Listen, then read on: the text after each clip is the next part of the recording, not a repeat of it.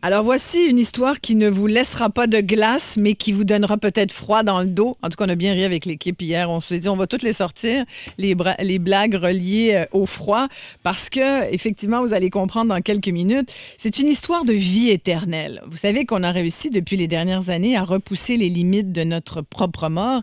Chaque année, j'écoutais un TED hier d'un chirurgien urologue de formation, Laurent Alexandre, un TED d'ailleurs que je vais vous conseiller d'ici la fin de l'émission.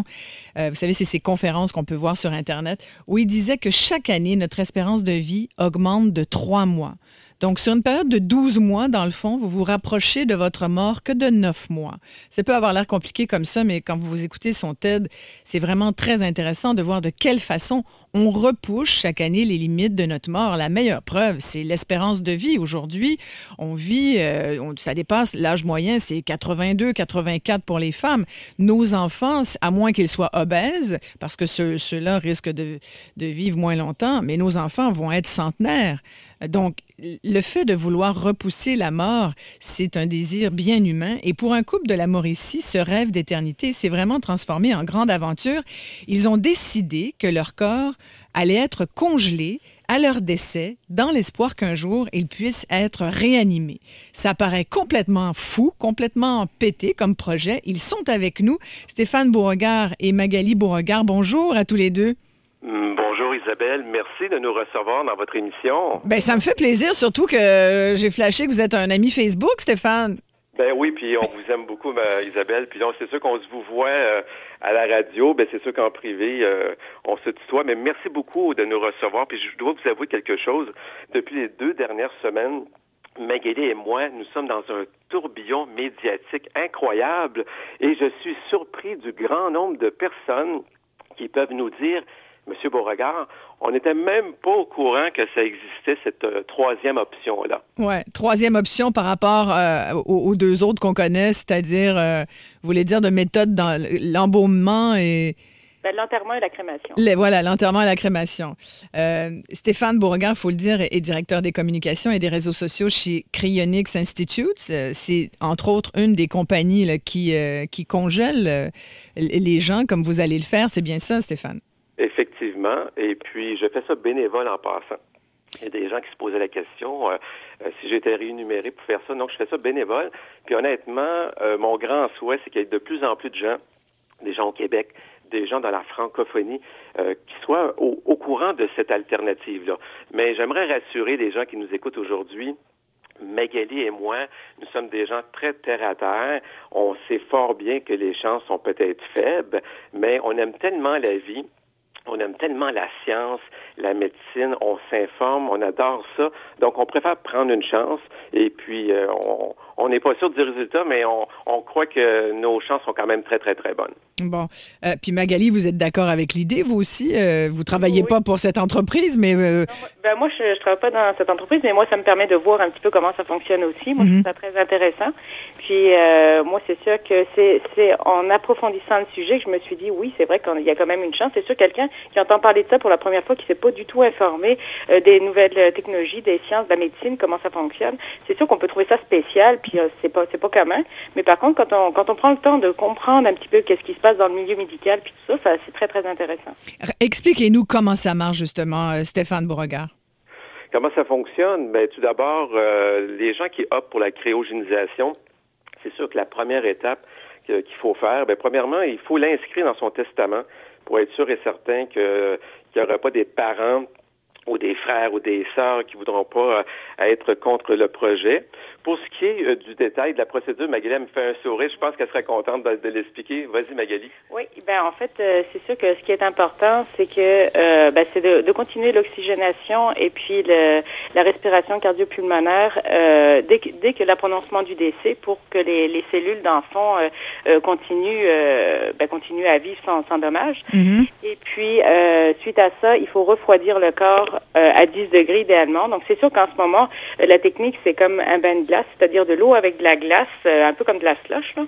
Et puis, c'est sûr que dans les prochaines années, il y a des études pas des études qui sont faites, il y a déjà des un autre procédé qui existe avec par exemple le docteur Carlson à Pittsburgh, que lui il utilise déjà ça en chirurgie, notamment pour ceux qui ont des problèmes pour faire des chirurgies parce qu'ils ont des hémorragies ou des choses comme ça. Ah, l'injection d'héparine. Non, ça, l'injection d'héparine, ça, c'est pas pour refroidir. L'injection d'héparine, c'est pour éviter la formation de caillots dans le sang. Voilà, ouais. C'est ça, parce que ça, après, ça peut être problématique.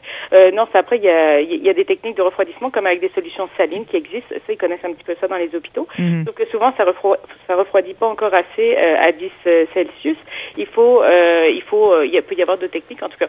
Donc, ça, c'est la première étape. Ensuite, après, c'est le complexe funéraire où quelqu'un qui habite à Détroit directement peut faire affaire directement avec Cryonic Institute pour donc ensuite mettre le produit de vitrification qui va empêcher la formation de cristaux de glace et puis donc le décès.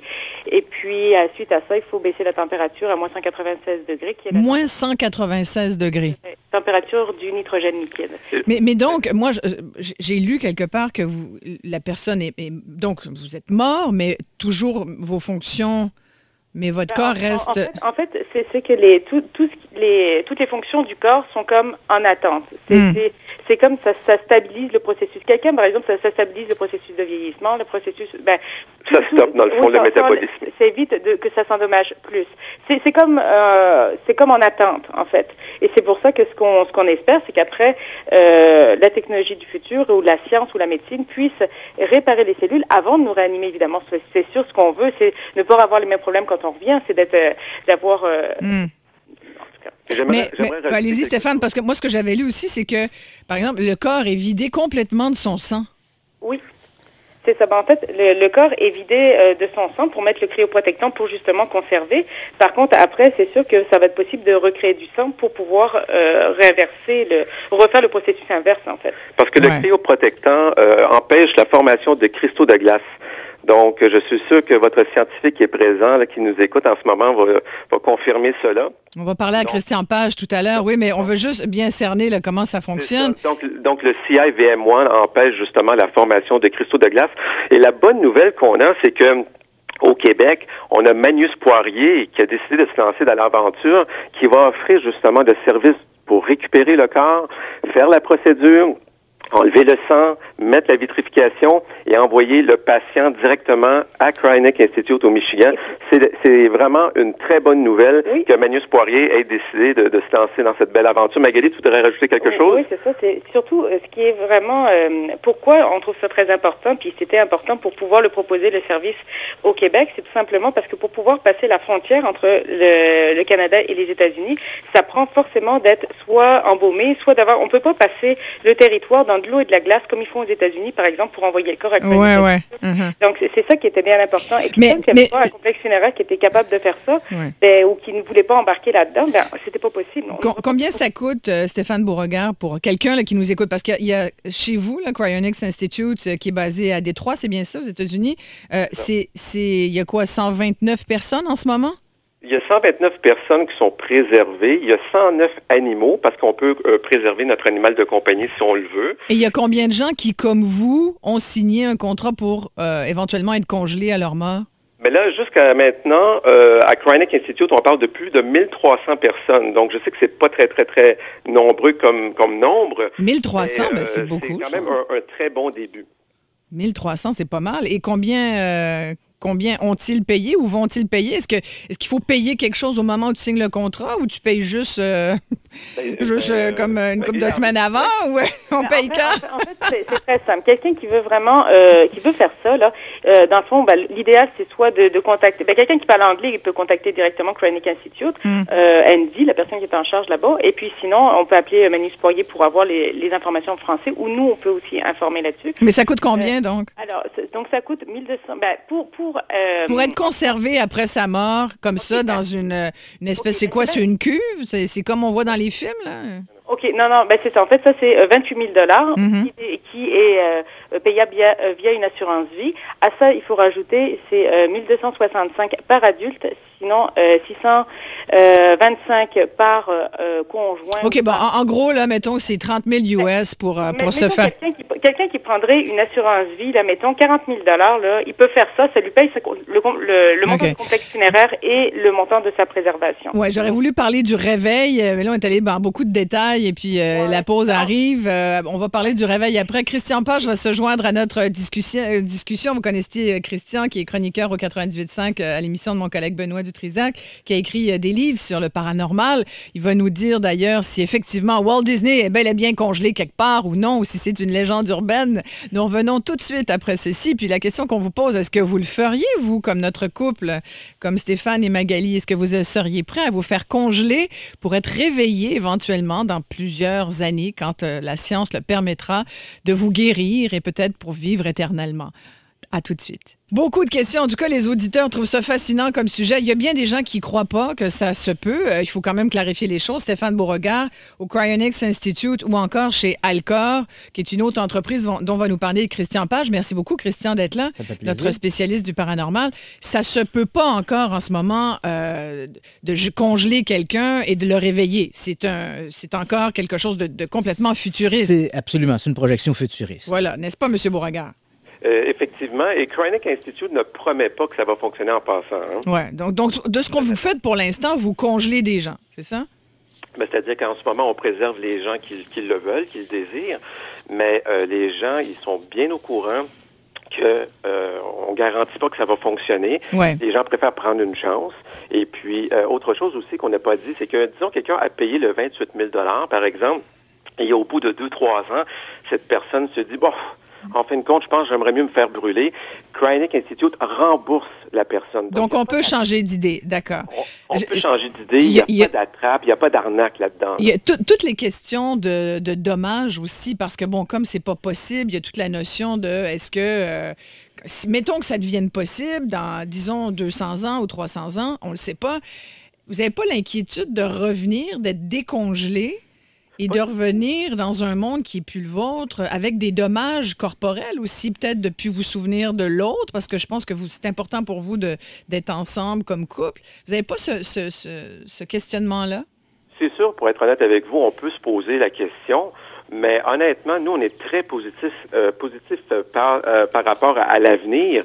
On a juste à penser à l'époque du Moyen Âge, par exemple, où les gens n'avaient pas de soins de santé, pas de loi pour les protéger, pas de médecins, les gens se faisaient opérer à froid, pas d'hygiène. Est-ce que vous aimeriez ça, retourner à l'époque du Moyen-Âge? Je pense pas. Moi, je vois l'avenir de façon positive, et les gens qui optent pour la cryogénisation, je vous rassure, on n'est pas des illuminés, on est des gens qui aiment la vie, on prend une chance, et puis moi, ça me fait pas peur, l'avenir, puis peut-être que dans le futur, ben, je vais avoir des amis que j'ai même pas eu la chance de connaître. Un peu comme quand on lit des livres, parfois d'époque, puis on se dit, j'aurais donc aimé connaître cette personne-là il y a 300 ans. Oui, donc, moi, je vois ça comme ça.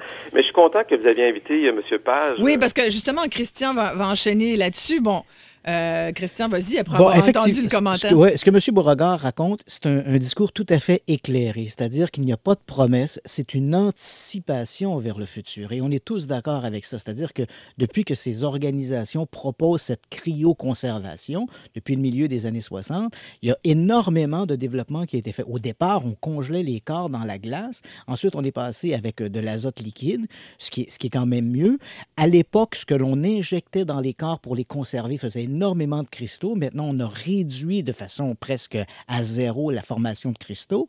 Et bien sûr, l'idée de se ramener à la vie dans 200 ou 300 ans, il faudra faire appel également à des nanotechnologies qui pourront vérifier, sinon réparer les tissus qui auront été endommagés. Juste rapidement, c'est quoi une nanotechnologie? Ce sont des petites machines. Comme des petits robots? Là? Comme des petits robots microscopiques qu'on va pouvoir injecter dans les tissus qui, eux, vont faire un peu de médecine de l'intérieur et réparer les tissus endommagés. Donc, à partir de là, ce que raconte M. Beauregard est tout à fait vrai, c'est-à-dire que jusqu'à maintenant, on avait deux possibilités, la crémation ou l'inhumation. Maintenant, on a une troisième possibilité, celle de conserver notre corps. Est-ce que c'est légal? C'est assez amusant parce que, par exemple, en France, on a détourné le problème. C'est-à-dire qu'en France, on ne considère pas la cryoconservation comme étant une méthode de survie, mais comme une méthode, disons, après-mort. Or, en France, les deux seuls technique d'après-mort acceptée, c'est la crémation ou l'inhumation. Donc, somme toute, en France, c'est illégal de faire conserver son corps par cryoconservation. Si vous me permettez d'intervenir, en Oui. passant, je vais faire le journal de 20 heures sur France 2 au mois de février. Et je vais justement en parler justement avec les gens là, qui ont pris les décisions à ce niveau-là. Et j'ai l'intention de faire mon grand possible pour que la loi soit atténuée, dans le sens que la cryogénisation soit possible dans une structure de façon correcte puis bien faite. Le problème, c'est que le docteur Martineau, à l'époque, ça peut être un petit peu long, mais rapidement, avait préservé son épouse dans son château et ça avait fait une tollée, une histoire. Ah oui, c'est quoi cette histoire-là? Le... Peut-être Christian la connaît? Oui, en fait, effectivement. Donc, il avait, au décès de sa femme, il conserve, le type est une sorte de docteur Frankenstein. En C'est quelle un peu année? comme ça que je crois que ça doit faire une quarantaine d'années. Ah, oui. 1984, 85. Ah oui, 84, OK. Donc, et il conserve son corps. Évidemment, les médias en parlent un peu comme une sorte de docteur Frankenstein. Et effectivement, on a, à ce moment-là, on a pris une position définitive en disant, après la mort, on ne peut que conserver un corps, conserver entre guillemets, on ne peut que s'occuper d'un corps soit par crémation ou soit par inhumation.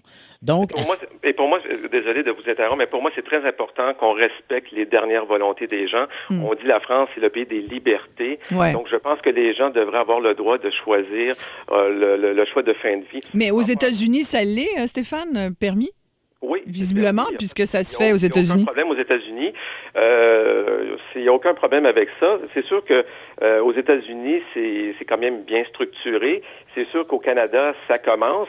Mais je tiens à vous dire un grand merci, Isabelle, de parler de ça aujourd'hui parce que... Moi, je trouve ça fascinant. Sincèrement, je trouve ça fascinant. Plus qu'on va en parler, plus que les gens vont être au courant qu'il y a une troisième option qui existe maintenant. Donc, c'est une super de bonne nouvelle. Oui, il y a les gens qui posent la question, puis j'y pensais également, toute la question de l'âme. Parce que là, vous êtes beaucoup sur le corps, c'est le corps. Christian aussi pour enchaîner là-dessus, mais la notion d'âme... Ouais, ici... dans cette vision de cryoconservation, évidemment, tout le cerveau est le siège de tout. Le cerveau est le siège de la conscience, le siège de ce que nous sommes, de nos souvenirs, en fait, de notre essence. Et si l'âme existe, ben, elle doit exister, elle doit être dans le cerveau. C'est-à-dire que ici, on entre dans une préoccupation d'ordre métaphysique, je dirais. Et dans ce cadre-là, l'idée de la conservation du corps, cette notion-là un peu métaphysique a été mise de côté. Mais moi, je voudrais dire quelque chose. Magali voudrait rajouter quelque chose. Moi, tous les gens qui me parlent d'âme, je veux juste savoir c'est quoi que ça représente l'âme pour eux. C'est quoi exactement l'âme? Tout le monde dit « Ah, l'âme », parce qu'ils ont tellement entendu parler de ça pendant des années. Mais quand je leur demande, personne n'est capable de me dire. Oui, mais si on le savait, on serait content, oui, c'est sûr. C'est ça. Donc, c'est sûr que c'est une préoccupation d'ordre métaphysique, comme on le dit. Ouais. Il n'y a pas une définition précise à l'âme. Hein? Et il paraît qu'il y a les grenouilles, Christian, il paraît que les grenouilles peuvent se... En fait, c'est ça. Au moment où on se parle, si on regarde au niveau de la science, on a réussi à congeler des tissus, par exemple, et à décongeler et garder leur fonction. Au niveau des animaux plus complexes, il y a quelques types de grenouilles qu'on peut geler légèrement en dessous du point de congélation et qu'on a pu ramener à la vie après quelques temps. Mais de conserver des organismes vivants à moins 196 degrés pendant une longue période de temps et les ramener à la vie, ça, c'est de la... Pour l'instant, on a ramené des grenouilles. On a ramené des grenouilles qui avaient été gelées en dessous du point de congélation pendant quelques jours, pendant quelques semaines. Mais on ne sait pas si elles avaient toute leur tête au retour.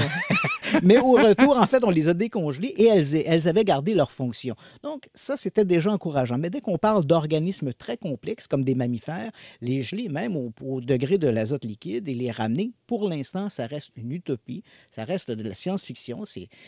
On comprend que les auteurs de science-fiction ont souvent fait appel à cette idée d'hibernation de corps. Et les célébrités aussi, parce que tu me disais tout à l'heure, avant d'entrer en ondes, qu'il y a un joueur Oui, il y a un joueur de baseball. Quand on parle de gens de célébrités qui ont fait appel à cette idée de conserver son corps par cryoconservation, il y a un ancien joueur, moi je ne connais pas, mais un ancien joueur des Red Sox de Boston, Ted Williams, qui a accepté que son corps soit conservé comme ça, gelé en cryoconservation. Et celui qu'on connaît le plus, qui en a parlé ou qui semblait vouloir le faire, c'est Walt Disney. Effectivement, on a beaucoup parlé de Walt Disney, mais qui est un mythe. À l'affaire, c'est une légende urbaine. Il faut comprendre que dans l'affaire de Walt Disney, il est décédé d'un cancer. C'était un fumeur invétéré. Et au moment de son décès, il y avait un débat au niveau niveau familial. C'était son frère Roy qui dirigeait l'entreprise. Il y avait un débat familial. Est-ce que Walt Disney devrait avoir une inhumation nationale et autres? Et immédiatement après son décès, il a été, on a procédé à sa crémation. Le fait que Walt Disney soit disparu soudainement le lendemain de son décès a alimenté toutes sortes de légendes. On doit l'avoir conservé quelque part. Donc, cette idée, il faut dire aussi qu'au milieu des années 60, le décès de Walt Disney, c'est en 1966, au milieu des années 60, il y avait toute cette vague où on s'intéressait de plus en plus à cette idée de cryoconservation qui était lancée comme ça, qui était à ses débuts. C'était les balbutiements et on parlait beaucoup de ça. Donc, ça a créé cette légende urbaine. Mais si on en revient à cette cryoconservation, comme on a dit, c'est pas sûr que ça va fonctionner, mais même si c'est une chance sur 100 millions, c'est déjà mieux une chance sur 100 millions que pas de chance du tout. Écoute, c'est un peu comme ça qu'il faut voir ça. Il y a des Québécois qui vont aller sur Mars avec un billet aller simple seulement. Là. Absolument. Donc, au moment, c'est sûr que si on va vers l'inhumation... Je trouve ça risqué aussi. Là, si on va vers l'inhumation ou on va vers la crémation, les chances d'être ressuscité sont nulles. On est d'accord avec ça. Est-ce que tu le ferais, toi, de faire congeler comme Stéphane et Magali? C'est quelque chose ça m'a jamais préoccupé. Même si je suis un individu qui a peur de la mort, c'est pas quelque chose que j'ai considéré jusqu'à maintenant. Mais pourquoi pas? Pourquoi pas? C'est fascinant, en tout cas, cette histoire, Stéphane et Magali. Puis ce que je retenais aussi de votre histoire, c'est que, d'ailleurs, je ne l'ai pas dit, mais votre mère, Stéphane, a aussi accepté d'être congelée. Hein? Donc, vous serez en famille. Il y a une histoire d'amour là-dedans. Bien, c'est sûr, c'est une histoire d'amour. Puis ma mère, à Noël, l'an passé, elle me dit, Stéphane, j'aimerais ça t'offrir quelque chose en cadeau, mais je sais pas quoi t'offrir. J'ai dit, maman, j'ai pas besoin de rien. Elle m'a dit, oui, j'insiste, là. Elle dit, je veux te donner quelque chose. Mais j'ai dit, maman, tu m'as donné la vie. C'est le plus beau des cadeaux que tu m'as offert. Qu'est-ce que tu dirais si moi, je te la donnerais à mon tour? Elle s'est mise à pleurer, elle m'a pris dans ses bras, elle a dit, allez, on se fait tout préserver ensemble. Donc, j'étais très, très, très content, très ému, parce que j'avoue que la réaction de ma mère la première fois, quand elle a entendu parler de ça, puis es-tu malade? Puis c'est souvent la réaction des gens qui ne sont pas au courant de ça, des avancées technologiques. Et puis, honnêtement, je suis très heureux, puis je voudrais profiter de l'occasion pour dire un grand merci à Benoît Dutrisac et son équipe des Francs-Tireurs, parce que depuis qu'on a fait le reportage aux Francs-Tireurs, on reçoit énormément d'appels, de messages, et je tiens à lui dire un grand merci pour son bon travail. Oui, Christian Page lui fera le message, bien sûr. Il y a aussi, il y a tous les détails qui font beaucoup. On parle de la crainte que les gens peuvent avoir. Il y a tous les détails quand on lit, par exemple, le fait d'être vidé de son sang, d'avoir la tête en bas, d'être dans une cuve. Effectivement. Il y a tout ça qui... Beaucoup de gens m'écrivent là-dessus. Ils se disent, on n'est pas sûr de comment ils nous réveilleraient, est-ce qu'on serait là? Bon, il y en a aussi qui disent, finalement, pourquoi ne pas prématurément créer notre propre mort à 35-40 ans? Comme ça, on est en bon état, plutôt que de se réveiller à 86 ans, grabataire, à moitié aveugle. C'est parce qu'en fait, il y a beaucoup de choses qui existent, notamment des études qui indiquent qu'en rallongeant les télomères, par exemple, ça va permettre de rajeunir. Donc, c'est sûr que faut quand même profiter déjà, nous, et puis c'est ce qu'on fait, on veut déjà profiter de la vie qu'on a en ce moment. On commence pas à se dire, bon, ben là, dans le vie futur, on profite déjà de la vie là, puis on prend une chance pour une deuxième. C'est ça. Après, ça marche ou ça marche pas, mais on n'est pas pour supprimer une partie de notre vie là. Par contre, moi, je trouve que quelqu'un qui est malade et que c'est incurable, ben pourquoi il prend pas une chance de peut-être revoir ses enfants dans le futur ou ses petits-enfants, de les connaître, alors que les enfants ont peut-être juste 2 ans. Pour moi, ça, je trouve que c'est enfin, moi, dans ce cas-là, j'aurais même pas d'hésitation. C'est une promesse d'éternité pour vous, en fait. Pas nécessairement d'éternité, mais au moins d'une autre vie, de connaître une autre époque, une autre expérience de vie encore. Ouais. C'est ça. Mais je profiterai de l'occasion, moi, pour inviter les gens qui ont des questions qui se posent. Moi, je réponds à tout le monde. Hein. Vous pouvez me rejoindre par Facebook avec mon nom, Stéphane Beauregard. Vous mettez pas de E à Stéphane. Ou en allant sur notre page cryonix.org. Ou sur Facebook, on a aussi une page groupe. Cryonic Institute. On va tout mettre ça sur notre page à nous, Stéphane. Merci beaucoup à tous les deux, Stéphane Beauregard et Magali. Merci beaucoup de nous avoir parlé. On s'arrête ici, très courte pause, mais merci Christian Page, surtout. Plaisir. Merci beaucoup d'avoir été là. On va t'écouter avec Benoît tout à l'heure. Et on va parler aux filles de l'émission 19-2 qui reprend ce soir.